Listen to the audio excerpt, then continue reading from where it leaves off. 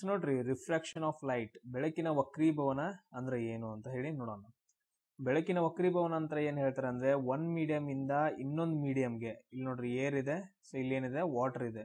So ಒಂದ್ medium ಇಂದ ಇನ್ನೊಂದು ಮೀಡಿಯಂಗೆ ಲೈಟ್ ರೇಸ್ ಪಾಸ್ ಆಗ್ತಿದ್ರೆ ಅಲ್ಲಿ ಏನಾಗುತ್ತೆ ಅಂತ ಹೇಳ್ತಾರೆ, ಅದ್ರ ಸ್ಪೀಡು ಮತ್ತು ಡೈರೆಕ್ಷನ್ ಏನಾಗುತ್ತೆ, ಚೇಂಜ್ ಆಗುತ್ತೆ ಅಂತ ಹೇಳ್ತಾರೆ. ಇದಕ್ಕೆ ನಾವೇನಂತ ಹೇಳ್ತೀವಿ, ರಿಫ್ರಾಕ್ಷನ್ ಅಂತ ಹೇಳ್ತೀವಿ. ನೋಡ್ರಿ, ಬೆಳಕಿನ ಕಿರಣಗಳು ಒಂದ್ ಮಾಧ್ಯಮದಿಂದ ಇನ್ನೊಂದು ಮಾಧ್ಯಮಕ್ಕೆ ಹೋಗುವಾಗ ಅದರ ಸಾಂದ್ರತೆ ಏನಾಗುತ್ತೆ, ಡೆನ್ಸಿಟಿ ಚೇಂಜಸ್ ಇರುತ್ತೆ. ಸೊ ಅವಾಗ ಏನ್ ಮಾಡ್ತಾವ ಅಂತ ಹೇಳಿದ್ರೆ ತಮ್ಮ ಪಥವನ್ನ ಚೇಂಜ್ ಮಾಡ್ತಾವ. ಇಲ್ಲಿ ನೋಡ್ರಿ, ನಾವು ಬೆಸ್ಟ್ ಎಕ್ಸಾಂಪಲ್ ಅಂತ ಹೇಳ್ತೀವಿ ಅಂತ ಹೇಳಿದ್ರೆ ಇಲ್ಲಿ ಭೂಮಿ ಇರುತ್ತೆ. ಸೊ ಕಲ್ಲಿನ ನೆಲ ಇರುತ್ತೆ, ಗಟ್ಟಿಯಾಗಿರುತ್ತೆ. ಆಮೇಲೆ ಇಲ್ಲಿ ಏನಿರುತ್ತೆ ಅಂತ ಹೇಳಿದ್ರೆ ನೀರು ಮತ್ತು ಮಣ್ಣಿನಿಂದ ಕೂಡಿರುತ್ತೆ. ಆಮೇಲೆ ನೆಕ್ಸ್ಟ್ ಏನಿರುತ್ತೆ, ಗಟ್ಟಿಯಾದ ನೆಲ ಇರುತ್ತೆ. ಇವಾಗ ನೋಡ್ರಿ, ನಾವು ಓಡ್ತಾ ಬರ್ತಾ ಇದ್ರೆ ಅಥವಾ ಬೈಕ್ ಮೇಲೆ ಬರ್ತಾ ಇದ್ರೆ ಅಥವಾ ಸೈಕಲ್ ಮೇಲೆ ಬರ್ತಾ ಇದ್ರೆ ನಾವು ಸ್ಪೀಡ್ ಆಗಿ ಬರುವಾಗ ಏನಾಗುತ್ತೆ ಅಂತ ಹೇಳಿದ್ರೆ ಇಲ್ಲಿ ಸ್ಪೀಡ್ ನಾರ್ಮಲ್ ಆಗಿರುತ್ತೆ, ಆರಾಮಾಗಿ ಓಡ್ತಾ ಬರ್ತೀವಿ. ಅದಾದ ನಂತರ ಸಡನ್ ಆಗಿ ವಾಟರ್ಗೆ ಎಂಟ್ರಿ ಕೊಟ್ಬಿಟ್ರೆ ಇಲ್ಲಿ ಏನಾಗುತ್ತೆ ಅಂತ ಹೇಳಿದ್ರೆ ಸ್ಪೀಡು ಮತ್ತು ಡೈರೆಕ್ಷನ್ ಚೇಂಜ್ ಆಗುತ್ತೆ. ಸ್ಪೀಡ್ ಚೇಂಜ್ ಆಗುತ್ತೆ, ಆಮೇಲೆ ಡೈರೆಕ್ಷನ್ ಹೆಂಗ್ ಬೇಕಾದಂಗೆ ಹೋಗಕ್ ಸ್ಟಾರ್ಟ್ ಆಗಿಬಿಡುತ್ತೆ, ಅಂತ ಸ್ಲಿಪ್ ಆಗಕ್ ಸ್ಟಾರ್ಟ್ ಆಗಿಬಿಡುತ್ತೆ, ಅಂದ್ರೆ ಡೈರೆಕ್ಷನ್ ಚೇಂಜ್ ಆಗುತ್ತೆ.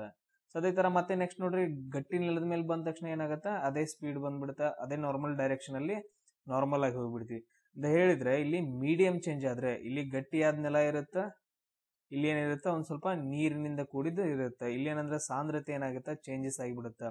ಅದೇ ತರ ಹೆಂಗ್ ನಾವು ಸ್ಪೀಡು ಮತ್ತು ಡೈರೆಕ್ಷನ್ ಹೆಂಗ್ ಚೇಂಜ್ ಆಗುತ್ತೆ, ಸೇಮ್ ಅದೇ ತರ ಲೈಟ್ ಅಲ್ಲೂ ಕೂಡ ಏನಾಗುತ್ತೆ ಅಂತಂದು ಹೇಳಿದ್ರೆ ಸ್ಪೀಡು ಮತ್ತು ಡೈರೆಕ್ಷನ್ ಚೇಂಜ್ ಆಗುತ್ತೆ. ಇದನ್ನ ನಾವೇನಂತ ಕರಿತೀವಿ, ರಿಫ್ರಾಕ್ಷನ್ ಅಂತ ಕರಿತೀವಿ. ಇಲ್ಲಿ ನೋಡ್ರಿ, ಇದು ಇನ್ಸಿಡೆಂಟ್ ರೇ ಇರುತ್ತೆ, ಇದು ಇನ್ಸಿಡೆಂಟ್ ಆಂಗಲ್. ಸೊ ಇಲ್ಲಿ ನೋಡ್ರಿ, ಸೊ ಏರ್ ಇಂದ ವಾಟರ್ಗೆ ಬರುವಾಗ ಏನಾಗುತ್ತೆ ಅಂತ ಹೇಳಿದ್ರೆ ಅದ್ರ ಸಾಂದ್ರತೆ ಚೇಂಜ್ ಆಗೋದ್ರಿಂದ ಅದ್ರ ಸ್ಪೀಡ್ ಚೇಂಜಸ್ ಆಗಿಬಿಡುತ್ತೆ. ಸ್ಪೀಡ್ ಚೇಂಜಸ್ ಆದ ತಕ್ಷಣ ಅದ್ರ ಡೈರೆಕ್ಷನ್ ಚೇಂಜ್ ಆಗುತ್ತೆ. ಆಮೇಲೆ ನೋಡ್ರಿ ಮತ್ತೆ ಏರ್ ಹೋಗುವಾಗ ಏನಾಗುತ್ತೆ, ಸೊ ಅದ್ರ ಸ್ಪೀಡ್ ಮತ್ತು ಡೈರೆಕ್ಷನ್ ಚೇಂಜ್ ಆಗುತ್ತೆ. ಇದನ್ನ ನಾವೇನು ಹೇಳ್ತೀವಿ, ರಿಫ್ರಾಕ್ಷನ್ ಆಫ್ ಲೈಟ್ ಅಂತ ಹೇಳ್ತೀವಿ, ಬೆಳಕಿನ ವಕ್ರೀಭವನ ಅಂತ ಹೇಳ್ತೀವಿ. ನೋಡ್ರಿ, ಈ ತರದ ಡೇ ಟು ಡೇ ಲೈಫ್ ಅಲ್ಲಿ ಯಾವ ತರದ ಎಕ್ಸಾಂಪಲ್ಸ್ ಗಳಿದಾವ ಅಂತ ನೋಡೋಣ. ನೋಡ್ರಿ, ಫಾರ್ ಎಕ್ಸಾಂಪಲ್ ಒಂದು ಗ್ಲಾಸ್ ಅಲ್ಲಿ ನಾವು ಒಂದು ಪೆನ್ಸಿಲ್ ಅನ್ನೋ ಅಥವಾ ಏನೋ ಒಂದು ಇಟ್ಟಿರ್ತೀವಿ, ಒಂದು ಸ್ಟ್ರಾನ ಏನೋ ಇಟ್ಟಿರ್ತೀವಿ. ಅವಾಗ ಏನಾಗುತ್ತೆ ಅಂತ ಹೇಳಿದ್ರೆ ಈ ಕಡೆಯಿಂದ ನೋಡಿದಾಗ ಅದೊಂದು ಸ್ವಲ್ಪ ಮುರಿದೋರ್ ತರ ಕಾಣಿಸುತ್ತೆ ಒಳಗಡೆ ನೀರಲ್ಲಿ. ಸೊ ಇದೇನಾಗುತ್ತೆ ಅಂತ ಹೇಳಿದ್ರೆ ಈ ತರ ಹಿಂಗ್ ಮುರಿದೋರ್ ತರ ಕಾಣಿಸುತ್ತೆ. ಇದೇನಂತ ಹೇಳಿದ್ರೆ ರಿಫ್ರಾಕ್ಷನ್ ಆಫ್ ಪೆನ್ಸಿಲ್ ಆಗಿಬಿಡುತ್ತೆ. ನೋಡ್ರಿ, ಇಲ್ಲಿ ಏರ್ ಇರುತ್ತೆ, ಆಮೇಲೆ ಇಲ್ಲಿ ಏನಾಗುತ್ತೆ ವಾಟರ್ ಇರುತ್ತೆ. ಈ ತರ ಡೆನ್ಸಿಟಿ ಏನಾಗುತ್ತೆ, ಚೇಂಜಸ್ ಆಗಿಬಿಡುತ್ತೆ. ಸಾಂದ್ರತೆಯಲ್ಲಿ ಚೇಂಜಸ್ ಆಗೋದ್ರಿಂದ ನಾವು ನೋಡುವಾಗ ಏನಾಗುತ್ತೆ, ಬೆಂಡ್ ಆದವ್ರ ತರ ಕಾಣಿಸುತ್ತೆ. ಸೊ ನೋಡ್ರಿ, refraction of light in lenses ಅಂತ ಹೇಳ್ತೀವಿ, ಕಾನ್ವೆಕ್ಸ್ ಲೆನ್ಸ್ ಮತ್ತು ಕಾನ್ಕೇವ್ ಲೆನ್ಸ್, ಪೀನ ದರ್ಪಣ ಮತ್ತು ನಿಮ್ನ ದರ್ಪಣಗಳಲ್ಲಿ. ನೋಡ್ರಿ, ಪೀನ ದರ್ಪಣದಲ್ಲಿ ಏನಾಗುತ್ತೆ ಅಂತ ಹೇಳಿದ್ರೆ ಎಲ್ಲಾ ಲೈಟ್ ರೇಸ್ ಏನಾಗ್ತಾವ ಒಂದ್ ಕಡೆ ಪಾಯಿಂಟ್ ಗೆ ಕನ್ವರ್ಜ್ ಆಗ್ತಾವ. ಸೊ ಇದ್ರಲ್ಲಿ ಕನ್ವರ್ಜ್ ಆಗ್ತಾವ. ಅದೇ ತರ ನೋಡ್ರಿ, ನಿಮ್ನ ದರ್ಪಣದಲ್ಲಿ ಏನಾಗ್ತಾವ ಅಂತ ಹೇಳಿದ್ರೆ ಲೈಟ್ ರೇಸ್ ಡೈವರ್ಜ್ ಆಗ್ತಾವ. ಸೊ ಇದು ನಮ್ಗೆ ತುಂಬಾ ಇಂಪಾರ್ಟೆಂಟ್ ಆಗುತ್ತೆ, ಕನ್ವರ್ಜ್ ಮತ್ತು ಡೈವರ್ಜ್. ನೆಕ್ಸ್ಟ್ ಎಕ್ಸಾಂಪಲ್ ನೋಡ್ರಿ, ನೀರಿನಲ್ಲಿ ಮುಳುಗಿದ ಕೋನ ಏನಾಗತ್ತೆ ಅಂದ್ರೆ ಬಾಗಿದಂತೆ ಕಾಣುತ್ತೆ. ಇಲ್ಲಿ ನೋಡ್ರಿ, ವಾಟರ್ ಅಲ್ಲಿ ಯಾವುದೇ ತರದ್ದು, ಇಲ್ಲಿ ನಾವು ಸ್ಪೂನ್ ಇಟ್ಟಿದೀವಿ, ಸ್ಪೂನ್ ಅಲ್ಲಿ ಏನಾಗತ್ತೆ ಅಂತ ಹೇಳಿದ್ರೆ ಬೆಂಡ್ ಆಗೋದ್ರ ತರ ಕಾಣಿಸ್ತಿದೆ. ಅದೇ ತರ ಬಾವಿಯಲ್ಲಿ ನೋಡ್ರಿ, ಸೊ ಬಾವಿಯಲ್ಲಿ ಏನಂತ ಹೇಳಿದ್ರೆ ಪೈಪ್ ಗಳಿರ್ತಾವ.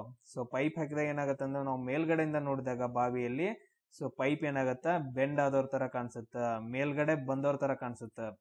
ಸೊ ಇದೇನಂತ ಹೇಳಿದ್ರೆ ನೀರಿನಲ್ಲಿ ಮುಳುಗಿದ ಕೋನ ಬಾಗಿದಂತೆ ಕಾಣುತ್ತೆ.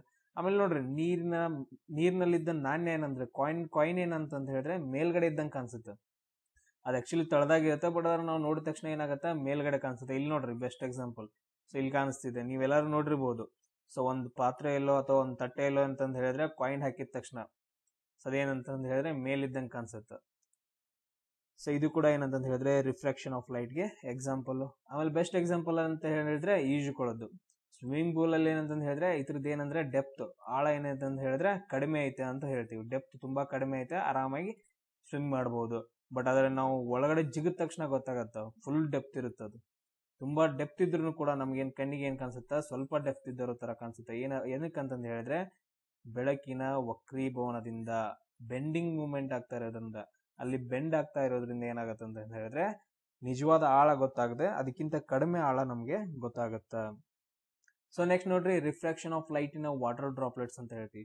ಸೊ ಒಂದು ವಾಟರ್ ಡ್ರಾಪ್ಲೆಟ್ ಅಲ್ಲಿ ಯಾವ ತರ ರಿಫ್ಲೆಕ್ಷನ್, ಲೈಟ್ ರೇಸ್ ಹೆಂಗ್ ರಿಫ್ಲೆಕ್ಷನ್ ಆಗುತ್ತೆ ನೋಡ್ರಿ. ಲೈಟ್ ರೇಸ್ ಈ ತರ ಬರ್ತಾವ.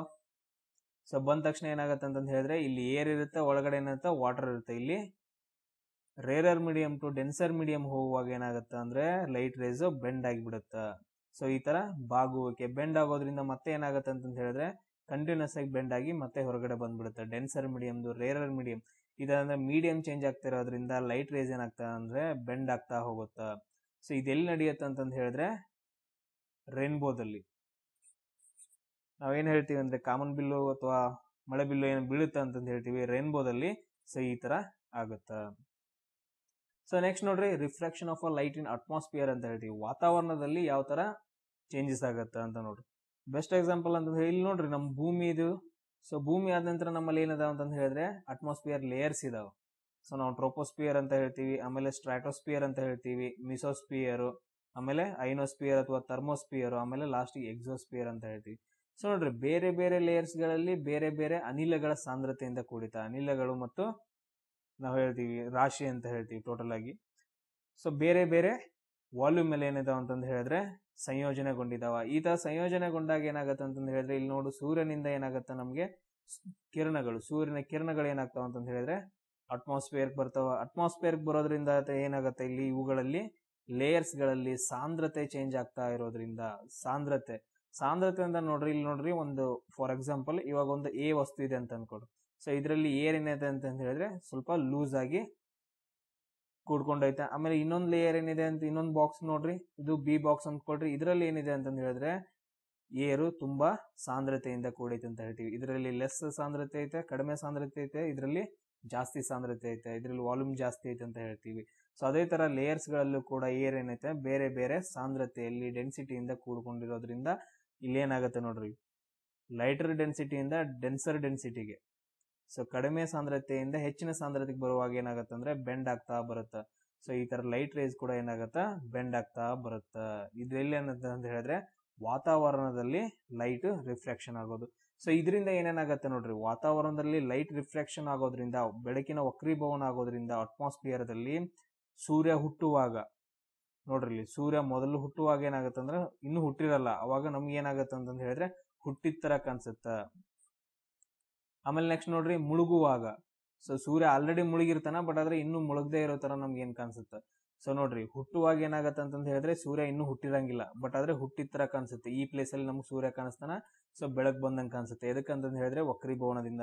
ಅದೇ ತರ ನೋಡ್ರಿ, ಸೂರ್ಯ ಮುಳುಗಿರ್ತಾನ ಆಲ್ರೆಡಿ, ಬಟ್ ಆದ್ರೆ ನಮ್ಗೆ ಇನ್ನೂ ಮುಳುಗಿಲ್ಲ, ಇನ್ನೂ ಕೆಳಗಡೆ ಇದಾನ ಅಂತಂದು ಹೇಳಿ ನಮ್ಗೆ ಭಾಸವಾಗುತ್ತೆ. ಯಾಕಂತಂದು ಹೇಳಿದ್ರೆ ಬೆಳಕಿನ ವಕ್ರೀಭವನದಿಂದ. ಸೂರ್ಯೋದಯದ ಸ್ವಲ್ಪ ಹೊತ್ತು ಮೊದಲು, ಆಮೇಲೆ ಸೂರ್ಯ ಮುಳುಗಿದ ನಂತರ ಸ್ವಲ್ಪ ಸಮಯದ ನಂತರ ಏನಾಗತ್ತ ಬೆಳಕು ಇನ್ನು ಕಾಣಿಸ್ತಾ ಇರುತ್ತ. ಸೊ ನೆಕ್ಸ್ಟ್ ನೋಡ್ರಿ, ನಕ್ಷತ್ರಗಳ ಮಿನುಗುವಿಕೆ. ನಾನು ಆಗ್ಲೇ ಹೇಳ್ದೆ, ಸೊ ನಕ್ಷತ್ರ ಇಲ್ಲಿರುತ್ತ ಅಥವಾ ಸೂರ್ಯ ಇಲ್ಲಿರ್ತಾನ, ನಕ್ಷತ್ರ ಇಲ್ಲಿರುತ್ತ. ಆಮೇಲೆ ಏನಂತಂದು ಹೇಳಿದ್ರೆ ಅಟ್ಮಾಸ್ಫಿಯರ್ ಲೇಯರ್ಸ್ ಇರ್ತಾವ. ಅಟ್ಮಾಸ್ಫಿಯರ್ ಲೇಯರ್ಸ್ ಇದ್ದಾಗ ನೋಡ್ರಿ, ನಕ್ಷತ್ರದ ಬೆಳಕು ಏನಾಗತ್ತೆ ಅಂತಂದು ಹೇಳಿದ್ರೆ ಈ ತರ ವಕ್ರೀಭವನ ಕಾಣಿಸೋದ್ರಿಂದ ನಕ್ಷತ್ರಗಳ ಮಿನುಗುವಿಕೆ ಕಾಣಿಸುತ್ತ. ಆಮೇಲೆ ಪ್ಲೇಸ್ ಕೂಡ ಚೇಂಜಸ್ ಕಾಣಿಸುತ್ತೆ, ನಿಜವಾದ ಪ್ಲೇಸ್ ಅಲ್ಲಿ ಅವು ಇರಂಗಿಲ್ಲ. ಸೊ ನೆಕ್ಸ್ಟ್ ನೋಡ್ರಿ, ರಿಫ್ರಾಕ್ಷನ್ ಇನ್ ರಿವರ್, ಫ್ರಿಂಜ್ ಪ್ಯಾಟರ್ನ್ ಅಂತ ಹೇಳ್ತೀವಿ. ಇಲ್ಲಿ ನೋಡ್ರಿ, ಸೊ ಈ ತರ ಏನಂತ ಹೇಳಿದ್ರೆ ಲೇಯರ್ಸ್ ತರ ಈ ತರ ಫ್ರಿಂಜ್ ಪ್ಯಾಟರ್ನ್ ಅಲ್ಲಿ ಕಾಣಿಸುತ್ತಾ. ಸೊ ಈ ತರ ಕಾಣಿಸುವಾಗ ಸೂರ್ಯನ ಕಿರಣಗಳು ನೋಡ್ರಿ, ಸೊ ಯಾವ ತರ ಬೆಂಡ್ ಆದವ್ರ ತರ ಕಾಣಿಸ್ತದೆ. ಇದು ಕೂಡ ಏನಂತ ಹೇಳಿದ್ರೆ ರಿಫ್ರಾಕ್ಷನ್ ಆಫ್ ಲೈಟ್ ಅಂತ ಹೇಳ್ತೀವಿ.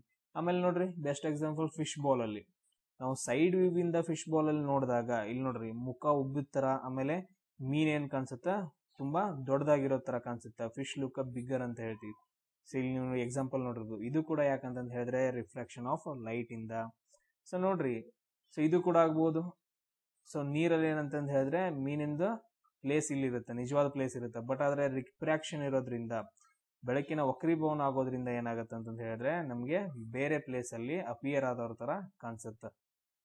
ಸೊ ನೆಕ್ಸ್ಟ್ ಎಕ್ಸಾಂಪಲ್ ನೋಡ್ರಿ, ಬೈನಾಕುಲರ್ ಮತ್ತು ಟೆಲಿಸ್ಕೋಪ್ ಗಳಲ್ಲಿ ಇಲ್ಲಿ ಏನ್ ಮಾಡ್ತಾರ ಅಂತಂದು ಹೇಳಿದ್ರೆ ಲೆನ್ಸ್ ಗಳನ್ನ ಯೂಸ್ ಮಾಡ್ತಾರ. ಕಾನ್ವೆಕ್ಸ್ ಅಥವಾ ಕಾನ್ಕೇವ್ ಲೆನ್ಸ್ ಗಳನ್ನ ಯೂಸ್ ಮಾಡೋದ್ರಿಂದ ನಮ್ಗೆ ಏನಾಗತ್ತ, ಸೊ ದೂರದಿರೋ ವಸ್ತು ಏನಾಗತ್ತ ಸಮೀಪ ಇದ್ದಂಗೆ ಕಾಣಿಸುತ್ತೆ. ಟೆಲಿಸ್ಕೋಪ್ ಗಳಲ್ಲಿ ಮತ್ತು ಬೈನಾಕುಲರ್ ಗಳಲ್ಲೂ ಕೂಡ ಏನಾಗತ್ತ ಬೆಳಕಿನ ವಕ್ರೀಭವನ ರಿಫ್ರಾಕ್ಷನ್ ಆಗತ್ತ. ಸೊ ನೋಡ್ರಿ, ಇವಿಷ್ಟು ಟೋಟಲ್ ಆಗಿ ಬೆಳಕಿನ ವಕ್ರೀಭವನ ಅಥವಾ ರಿಫ್ರಾಕ್ಷನ್ ಆಫ್ ಲೈಟ್ ಗೆ ಇರೋ ಅಪ್ಲಿಕೇಶನ್ಸ್ ಗಳು. ನಮ್ಮ ಡೇ ಟು ಡೇ ಲೈಫ್ ಅಲ್ಲಿ ಯಾವ ತರ ಅಪ್ಲಿಕೇಶನ್ಸ್ ಗಳನ್ನ ನಾವು ಯೂಸ್ ಮಾಡ್ಕೊಂತೀವಿ ಆ ಪ್ರಿನ್ಸಿಪಲ್ ಅನ್ನ ಅನ್ನೋದು. ಸೊ ಎಲ್ರಿಗೂ ಶೇರ್ ಮಾಡಿ, ಅದೇ ತರ ಸಬ್ಸ್ಕ್ರೈಬ್ ಆಗಿ. PSI ಅಥವಾ KS other state government exams ಗಳಲ್ಲಿ ನಿಮ್ಗೆ ಇದೇ ತರ ಕ್ವಶನ್ಸ್ ಕೇಳ್ತಾರ. ಸೊ ಯಾವ ತರ ಅಂತಂದು ಹೇಳಿದ್ರೆ ರಿವರ್ ಅಲ್ಲಿ ಫ್ರಿಂಜ್ ಉತ್ತರ ಏನಂತಂದು ಹೇಳಿದ್ರೆ ಪ್ಯಾಟರ್ನ್ ಬರುತ್ತೆ, ಅದು ಯಾವ್ದು ಕಾರಣದಿಂದ, ಯಾವ ಪ್ರಿನ್ಸಿಪಲ್ ಇಂದ. ಅಥವಾ ಬೈನಾಕುಲರ್ಗಳಲ್ಲಿ ಸೊ ನಾವು ದೂರದ ವಸ್ತುಗಳನ್ನ ಸಮೀಪ ನೋಡ್ತೀವಿ, ಯಾವ ರೀಸನ್ ಇಂದ. ಸೊ ಆಮೇಲೆ ಟೆಲಿಸ್ಕೋಪ್ ಗಳಲ್ಲೂ ಕೂಡ ಯಾವ ರೀಸನ್ ಇಂದ ನೋಡ್ತೀವಿ. ಆಮೇಲೆ ನೋಡ್ರಿ, ಕಾಯಿನ್ ಏನಂತಂದು ಹೇಳಿದ್ರೆ ಪಾತ್ರೆಯಲ್ಲಿ ಮೇಲಿದ್ದರ ತರ ಕಾಣಿಸುತ್ತೆ, ಯಾವ ಫಿನಾಮಿನಾದಿಂದ ಆಗುತ್ತೆ ಅಂತಂದು ಈ ತರ ಏನಂದ್ರೆ ನಿಮಗೆ ಕ್ವಶನ್ಸ್ ಗಳನ್ನ ಕೇಳ್ತಾರ. ಸೊ ಎಲ್ರಿಗೂ ಶೇರ್ ಮಾಡಿ, ಅದೇ ತರ ಸಬ್ಸ್ಕ್ರೈಬ್ ಆಗಿ. Thank you.